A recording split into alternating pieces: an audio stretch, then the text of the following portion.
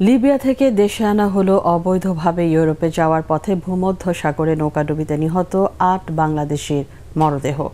হযরত শাহজালাল আন্তর্জাতিক বিমানবন্দরে সৌদি এয়ারলাইন্সের একটি ফ্লাইটে মরদেহগুলো পাঠানো হয়। লাশ বিমানবন্দরে আসার পর স্বজনদের কান্নায় ভারী হয়ে ওঠে পুরো পরিবেশ। ময়নাতদন্ত শেষে মরদেহগুলো পরিবারের কাছে বুঝিয়ে দেওয়া হবে বলে জানিয়েছে কর্তৃপক্ষ। মুশফিকুর রহমানের রিপোর্ট। ওয়ালটন এসিতে ইনস্টলেশন একদম ফ্রি।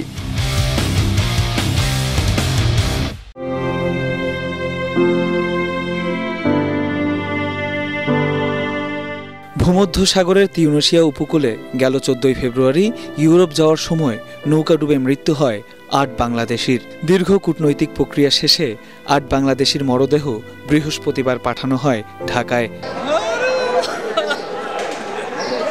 কফিন দেখে স্বজনদের কান্নার রোল পড়ে যায় বিমানবন্দরে। দালাল চক্র নির্যাতনের পর তাদের হত্যা করেছে বলে অভিযোগ স্বজনদের।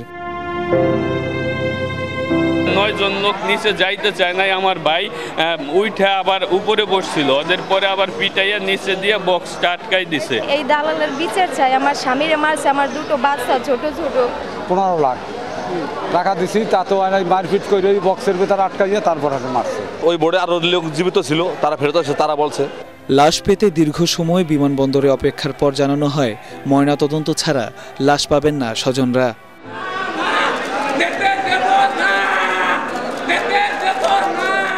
পুলিশ বলছে এ ঘটনায় হত্যা ও মানব পাচারের মামলা দায়ের করা হয়েছে। দ্রুত ময়নাতদন্ত শেষে লাশ হস্তান্তর করা হবে। প্রাথমিক পর্যায়ে দুজনকে আমাদের কাছে আইনের আওতায় আমরা নিয়ে এসেছি এবং তাদেরকে জিজ্ঞাসাবাদ করেছি। যে সংক্রান্ত আমরা তথ্য পেয়েছি সে সংক্রান্তে আমরা পরবর্তী যে কার্যক্রম সেটি চলমান আছে। আশা করি আমরা যে আরও যারা এর সাথে সংশ্লিষ্ট বা এই মানব পাচারের সাথে যারা সংশ্লিষ্ট ছিল তাদেরকে আমরা শীঘ্রই আইনের আওতায় নিয়ে আসতে পারব। নিহতদের দাফনের জন্য প্রত্যেক পরিবারকে 35,000 করে টাকা দেবে প্রবাসী কল্যাণ মন্ত্রণালয়। মুশফিকুর রহমান, ATN বাংলা, ঢাকা।